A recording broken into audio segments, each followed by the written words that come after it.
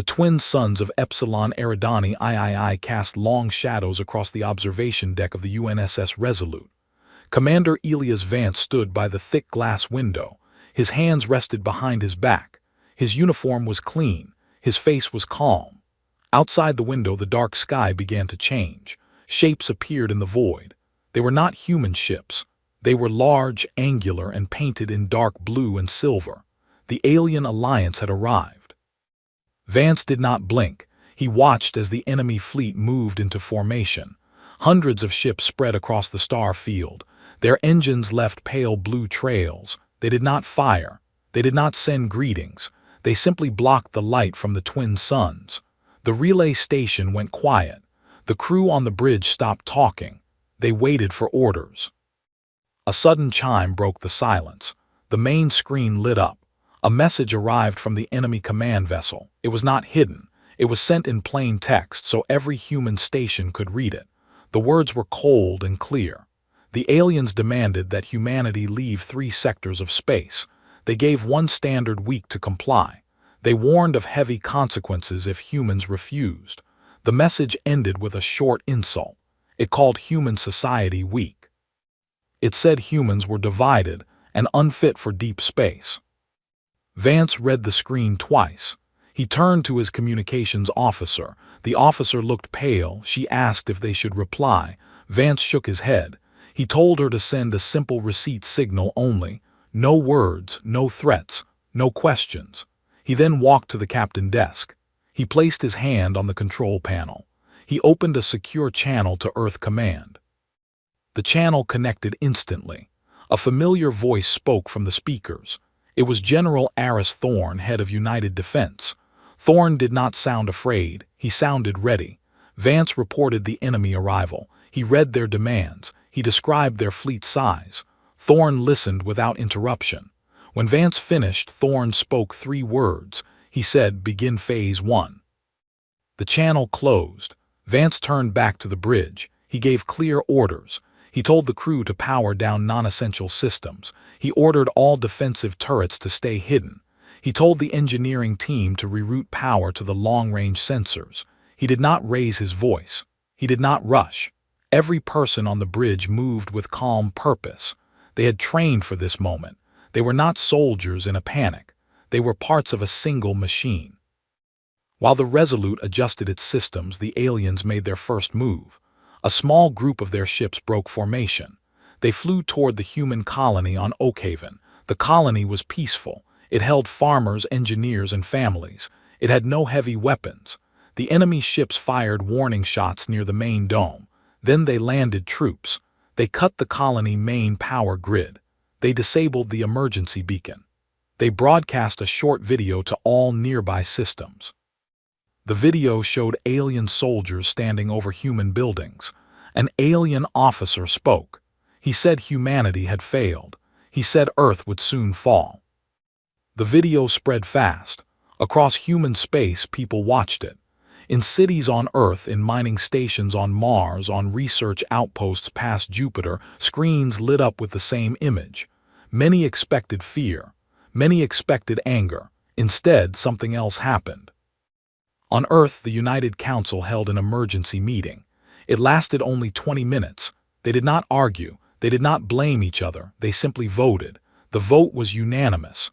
All human colonies would share resources. All civilian factories would shift to defense production. All transport routes would be cleared for military supply. The order went out in simple terms. Stand together. Do not break. Do what is needed. Within hours, the change was visible. Cargo ships left orbit. They carried steel, fuel, and food. They flew toward defense yards. Private engineers offered their skills to the Navy. Retired pilots returned to training centers. School students built small drone parts in workshops. No one waited for permission. They just acted. The human network did not fracture. It tightened. Back on the Resolute, Vance watched the data stream. He saw supply numbers rise. He saw shipyard output double.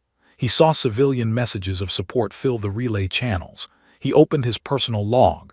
He spoke slowly into the recorder. He said the aliens had made a mistake. They thought humans would fight each other. They thought humans would run. They were wrong. Humans did not need loud speeches to unite.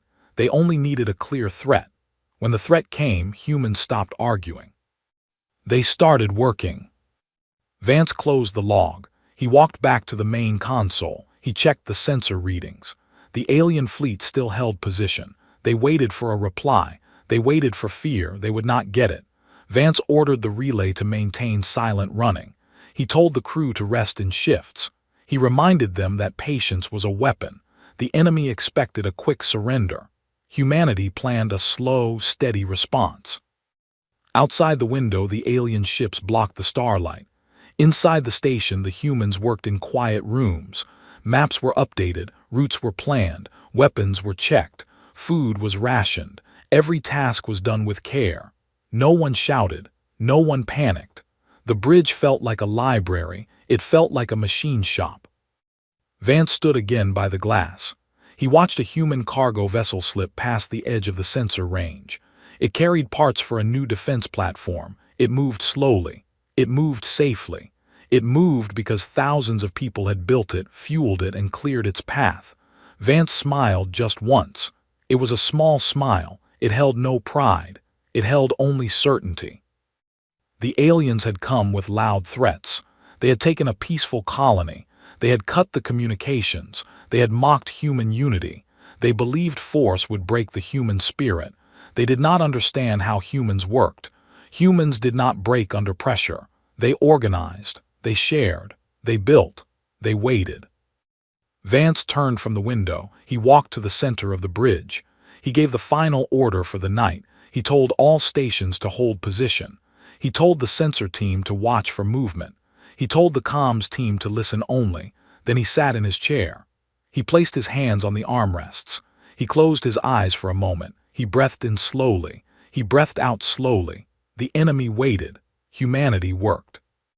The first day of the conflict ended without a single shot fired. But the real battle had already begun. It was not fought with missiles or lasers. It was fought with supply lines, shared goals, and quiet resolve. The aliens thought they had started a war of fear. They had actually started a test, and humanity had already passed it. Vance opened his eyes. He looked at the main screen. The alien fleet still hung in space. They were strong. They were fast. They were confident. Vance knew what would come next. The humans would not charge. They would not beg. They would simply outlast. They would simply outbuild. They would simply stay together. He tapped the console one last time. He saved the night log. He turned off the desk light. The bridge stayed dim. The crew kept working. Darkness fell over the station. The screen still glowed. The numbers still moved. The humans still held the line.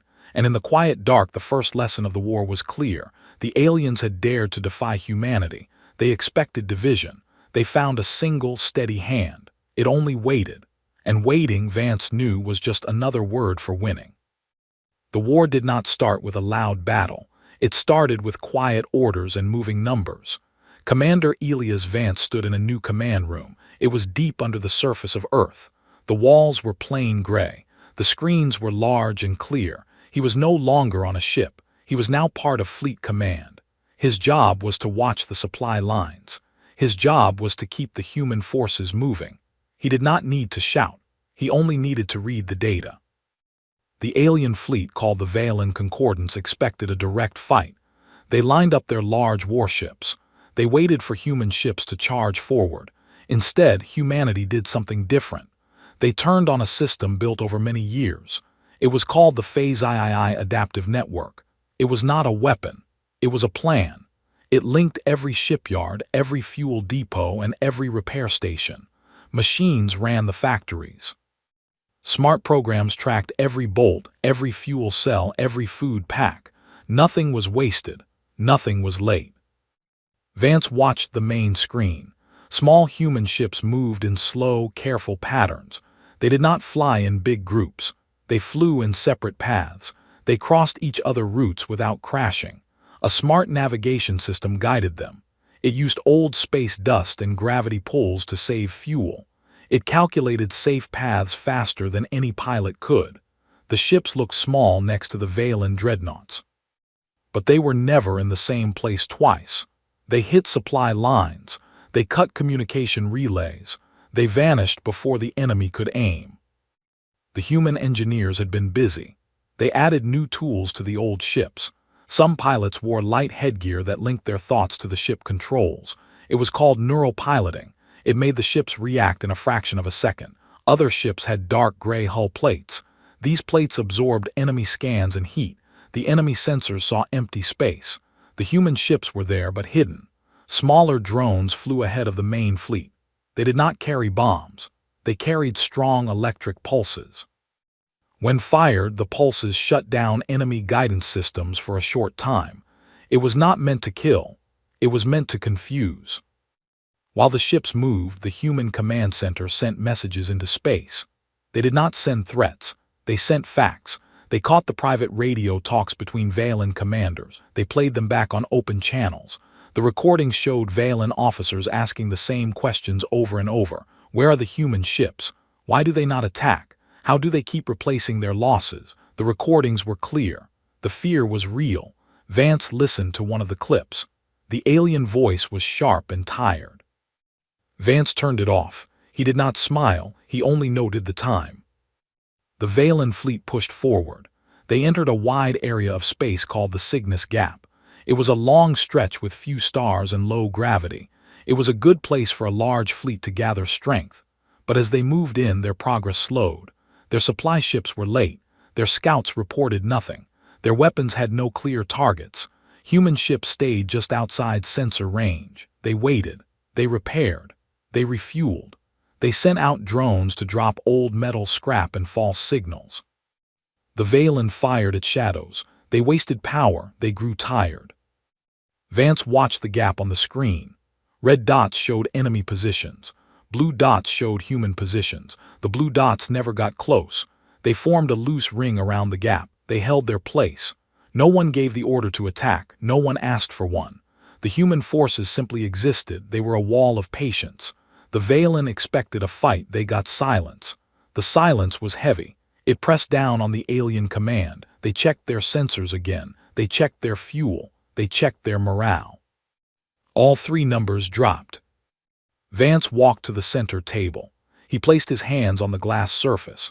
A map of the sector appeared. He tapped a few points. Supply lines were green. Ship output was green. Enemy stress levels were red. He spoke to the room. His voice was low and steady. He told the staff to keep the pattern. He told them not to rush. He reminded them that speed was not the same as strength. Strength was knowing when to wait. The staff nodded. They returned to their screens. The room was quiet except for soft keyboard clicks and low hums. Far away on the lead Valen ship, the alien commanders held a meeting. Their voices were sharp. They argued about tactics.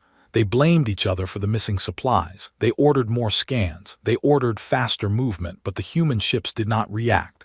They only shifted a little. They only moved enough to stay out of range. They only kept the gap closed. The Valen realized something. The humans were not hiding. They were watching. They were learning. They were waiting for the aliens to make a mistake.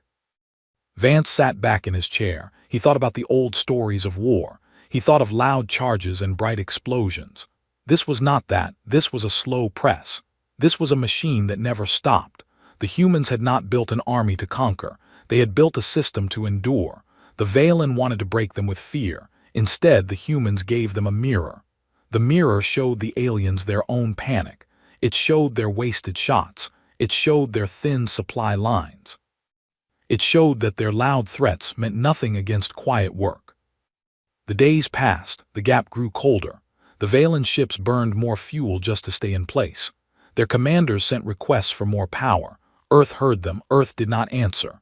The human fleet stayed quiet. The factories kept running. The pilots kept resting. The engineers kept testing. Every part of the human network did its job. No hero speeches were made. No medals were handed out. Only data moved. Only orders were followed. Only patience was practiced.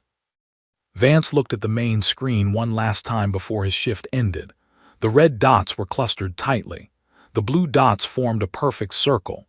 There was no battle yet, but the shape of the war had already changed. The aliens had come to test human weakness. They found human structure instead. They had expected a quick victory. They got a long wait. Vance stood up. He straightened his uniform. He walked to the door. He paused and looked back at the screens. The numbers were steady. The lines were clean. The humans were ready, not for a fight, for the next step. The silence in the room was not empty. It was full of purpose, and in that quiet space the Vale and fleet finally understood. They were not facing soldiers. They were facing a system, and systems do not break. They only adjust. The command room felt heavy. The air was still. The large screen showed the center of the Cygnus Gap. A single Valen ship sat there. It was much larger than the others. Its hull was dark.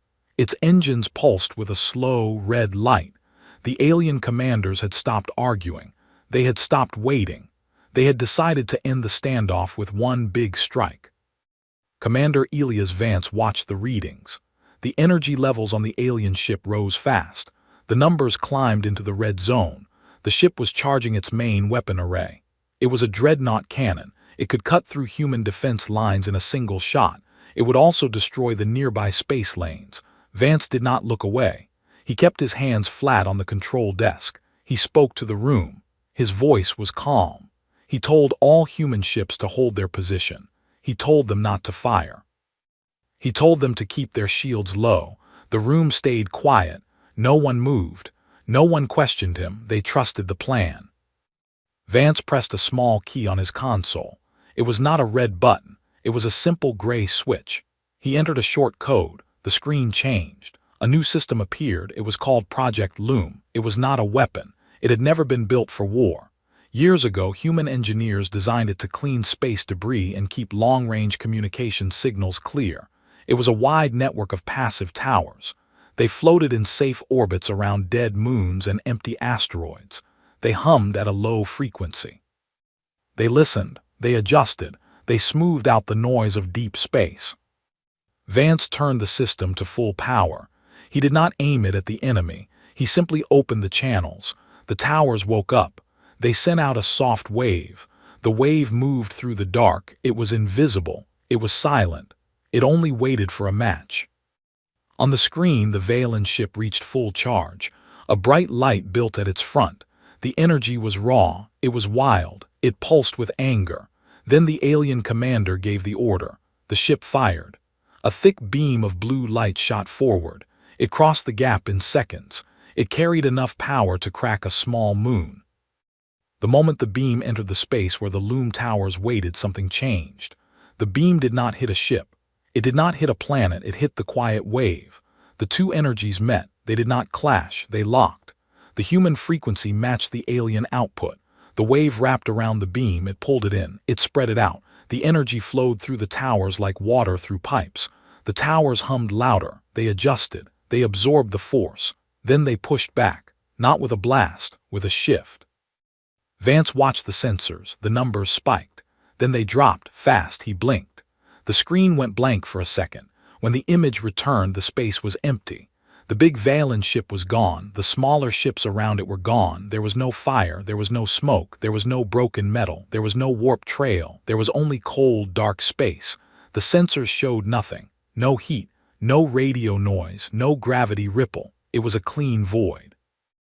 Vance leaned forward. He tapped the glass. He ran a deep scan. He checked every band. Optical, thermal, quantum, subspace, all clear. He asked the sensor team to double-check.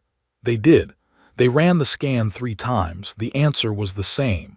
The fleet was not there. It had not jumped. It had not exploded. It had simply vanished. Vance sat back. He breathed slowly. He knew what had happened. The loom network had been built to handle strong energy spikes. When the Valen fired their main cannon, they flooded the area with a specific frequency. The network caught it. It folded the space around the energy source. It created a tight loop. The loop pulled everything inside it into a folded pocket. The alien ships were not destroyed. They were sealed away, trapped in a quiet bubble of shifted space, alive, but cut off from the rest of the universe. Vance opened a direct line to Earth Command. He spoke clearly. He reported the event. He said the hostile force had disappeared without a trace. He said the cause was unknown to standard tracking. He did not explain the loom system yet. He left that for the science teams. He only gave the facts. The line stayed open for a moment, then a voice answered. It was General Thorne. Thorne said only 2 words, "Well done." The line closed. Vance turned to the room. He told the crew to keep scanning. He told them to log every detail. He told them not to celebrate. There would be no cheers, there would be no music. There was only work to do. The staff nodded. They returned to their stations. They typed reports. They updated maps. They checked backup systems. The room stayed quiet. The mood was serious. They had just won a major fight without firing a single shot. They knew it was not over. They knew the silence was heavy. Across human space, the news spread. The alien fleet was gone. The threat was gone. People expected loud parties. They expected speeches from leaders. They expected victory banners. None of that happened. Earth Command sent one short message. It said, "Hold position. Maintain watch. Continue operation." That was all. The factories kept building. The cargo ships kept moving. The pilots kept training. The scientists kept reviewing the data. The humans did not stop to pat themselves on the back. They looked forward. They knew a vanished enemy could still be a problem. They prepared for the next step. Vance stood up. He walked to the window of the command room. There was no real window, only a screen showing the outside view. He watched the empty gap. He thought about the choice they had made. They could have built a big gun. They could have fired first. They could have turned the alien ships into dust. Instead, they built a net. They built a system that caught force and folded it away. They chose control over destruction. They chose safety over rage. It was a very human choice. It came from a long history of learning how to survive without losing themselves. He tapped his console again. He opened a blank report file. He typed the official entry. Hostile force vanished without trace. Cause under review. Recommend continued observation. No further action required at this time. He saved the file. He closed the program. He looked at the clock. His shift was over. He did not feel tired. He felt focused. The war had not ended. It had just changed shape. The enemy was gone from the board, but the board was still active. The humans would watch it. They would study it. They would wait. Outside the command room, the base hummed with quiet activity. Workers carried data pads. Engineers checked power lines. Medics ran routine checks. Everyone moved with a steady pace. There was no rush. There was no fear. There was only duty. The aliens had brought loud weapons. They had brought threats. They had brought pride. The humans had brought patience. They had brought a simple grid. They had brought a quiet mind. The grid had done its job. The mind had kept control. Vance walked to the door. He paused one last time. He looked back at the screens. The empty space glowed with soft blue light. The numbers stayed green. The lines stayed flat. The silence was complete. It was not the silence of defeat. It was the silence of a held breath. It was the silence of a species that knew how to win without breaking the world. Vance turned the key in the door lock. He stepped into the hall. The lights were low. The floor was clean. The work continued. And in the quiet dark, the lesson was clear. They had dared to defy humanity. Humanity did not raise its voice. It simply closed a door, and the door stayed shut. Quiet after the disappearance was not empty. It was full of data. Commander Elias Vance stood in a large room filled with rows of desks and tall screens. This was the Joint Inquiry Task Force Center. The room was cold and bright. Teams of analysts, scientists, and engineers worked in steady silence. They had one clear goal: find out what happened to the Valen fleet. The official report said the enemy vanished. Vance knew better. Nothing in physics simply disappears. Energy moves. Matter shifts. Space bends. The answer was hiding in the noise. Vance walked between the desks. He carried a plain data pad. He stopped behind a small group of researchers. They were looking at wave patterns on a wide monitor. The lines were thin and broken. They looked like static on an old screen. Dr. Lenara Chen sat at the main desk. She was a senior physicist. Her hair was tied back. Her eyes were tired but sharp. She tapped a key. A new set of numbers appeared. She called Vance over. She pointed to the data. She said the sensors had caught something small. Very small. It was a tiny change in time and space. It happened at the exact moment the alien ship fired. It lasted less than a second, but it left a mark.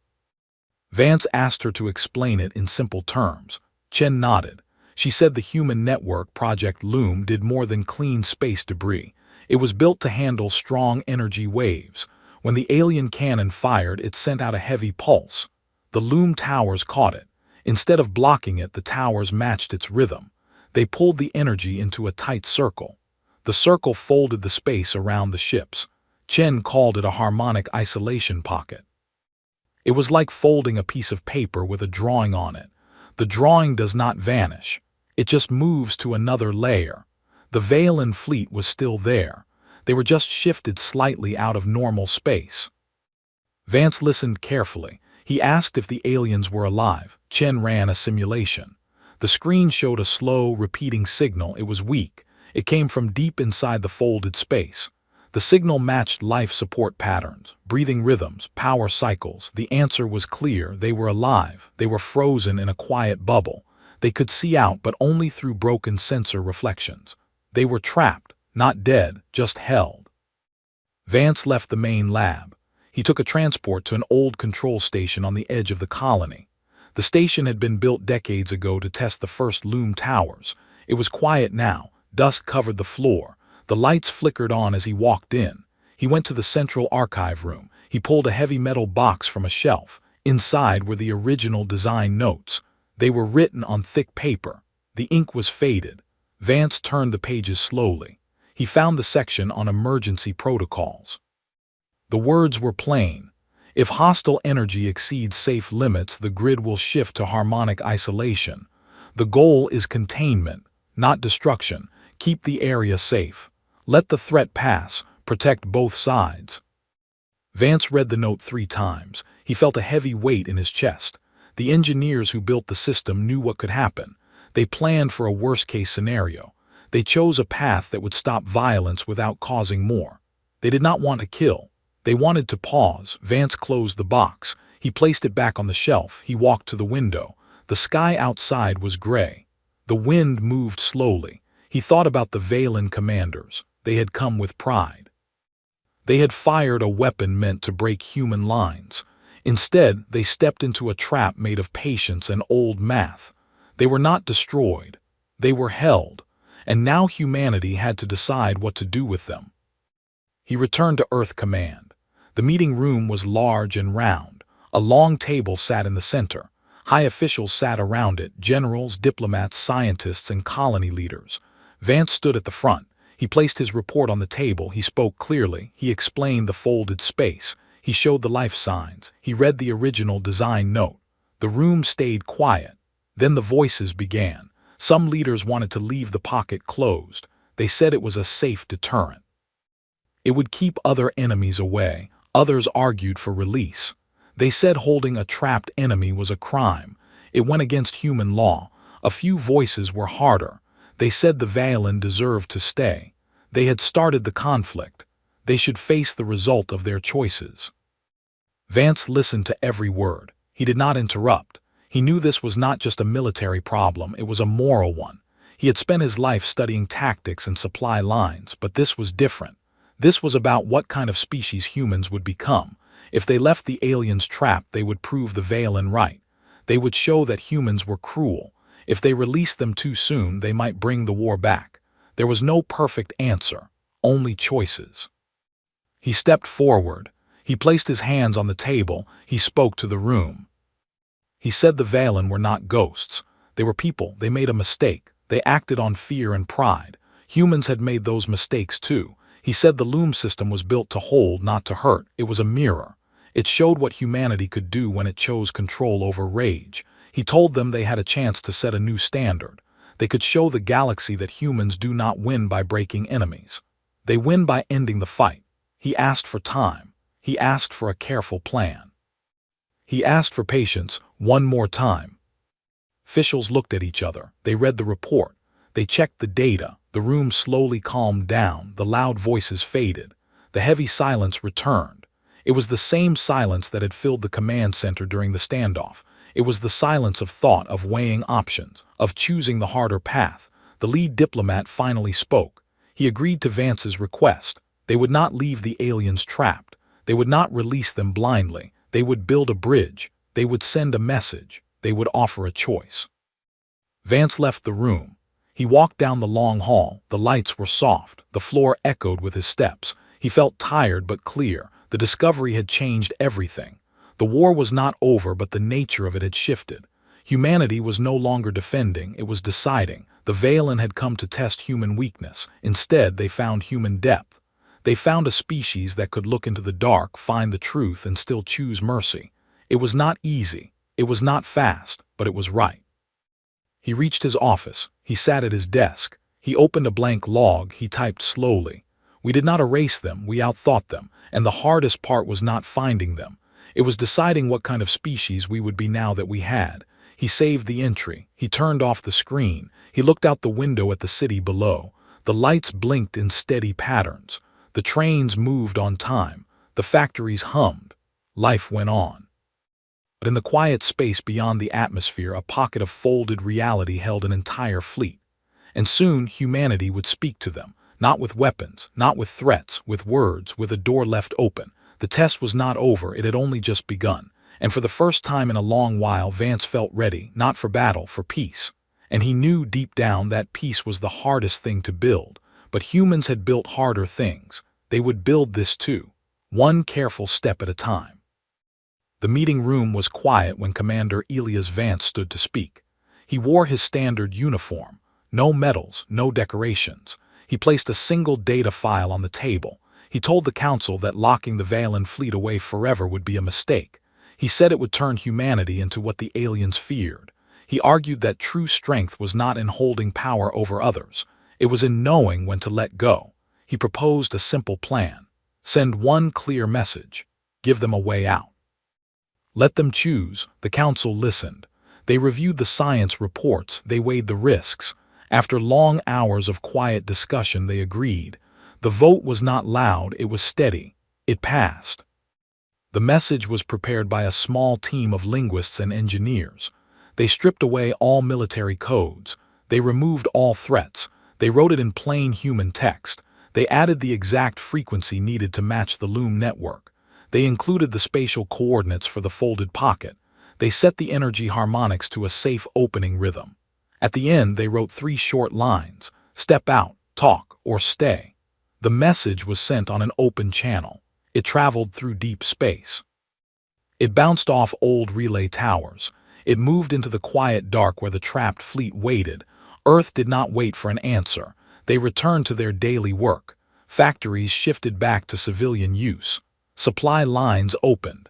Ships resumed trade routes. The war machines powered down. The humans did not celebrate. They simply moved forward. Weeks turned into months. The skies stayed clear. No alien ships appeared. No distress calls came through. Some leaders grew nervous. They asked if the message had been received. Vance told them to wait. He said silence was not the same as failure. He said the aliens needed time to understand. He reminded them that pride takes longer to fade than fear. The months passed slowly. Life on Earth continued. Children went to school. Farmers harvested crops. Engineers built new habitats on the outer moons. The human network stayed active. It did not focus on war. It focused on growth. The galaxy watched. Other species noted the quiet. They saw that humanity had faced a threat, handled it without bloodshed, and then offered a door instead of a wall. The story spread, not as warnings, as examples. On a cold morning, the sensors picked up a faint signal. It came from the exact coordinates of the folded pocket. The reading was weak at first. Then it grew steady. Space itself seemed to ripple. A single ship emerged. It was small. It was a Valen scout vessel. Its hull was scarred. Its engines ran at low power. It moved slowly. It did not raise weapons. It did not send attack codes. It only broadcast a short message. The voice was tired but clear. It acknowledged human control of the sector. It requested formal talks. It asked for a safe landing zone. The command center did not panic. They did not scramble fighters. Vance gave a single order: grant clearance, guide them in, keep shields down. The scout ship descended through the atmosphere. It landed on a flat pad outside the main base. The ramp lowered. A small group of aliens stepped out. They wore simple travel suits. They carried no guns. They looked around with careful eyes. Vance met them at the edge of the landing zone. He walked alone. He kept his hands visible. He stopped a few meters away. He nodded. The lead alien returned the gesture. They did not speak at first. They simply stood in the open air. The wind moved between them. Finally, Vance spoke. He used a translation device. He welcomed them. He offered water. He offered rest. The alien leader accepted. He said his name was Kalen. He said his fleet had made a grave error. He said they came to understand, not to conquer. He asked why humanity had not destroyed them. Vance answered plainly. He said destruction solves nothing. He said humans prefer to build. He said they would talk. They would set terms. They would share space but not control. Kalen listened. He nodded. He agreed. The negotiations lasted for many days. They took place in a large room with wide windows. Maps lay on the tables. Data screens showed trade routes and resource zones. Vance sat at one end. Kalen sat at the other. Translators worked quietly.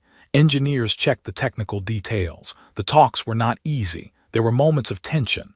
There were disagreements over borders and patrol zones, but no one raised their voice. No one walked out.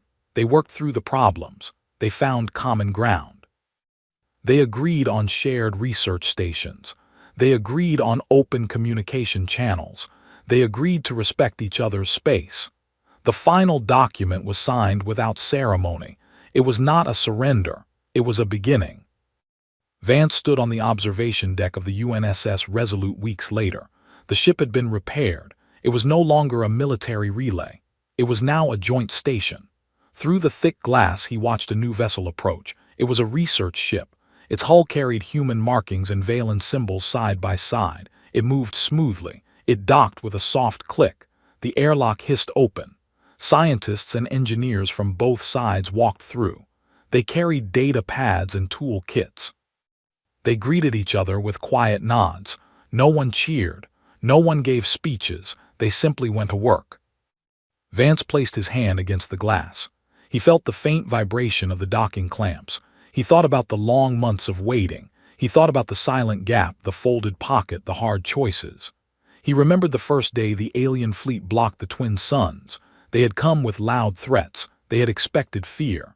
They had found patience. They had found a species that chose structure over rage and words over weapons. The war had never truly happened. It had been stopped before it could start. But the lesson remained. It would echo across 100 systems. It would shape how future conflicts were handled. Humanity had not conquered the stars. They had learned to share them. He opened his personal log one last time. He spoke slowly. He said the galaxy was quieter now, not because it had been silenced, but because it had finally learned to listen. He closed the recorder. He turned away from the window. The deck lights were soft. The hum of the station was steady. The work continued. Outside, the stars burned in the dark. They had seen empires rise and fall. They had seen fleets clash and fade. But today, they watched something different. They watched two species choose to build instead of break. Vance walked down the hall. His steps were light. His mind was clear. The past was settled. The future was open. And in the quiet space between the stars, humanity had proven its strength, not by winning a fight, but by refusing to start one they did not need. The door had been opened. The choice had been made. And the sky, for the first time in a long while, felt like home.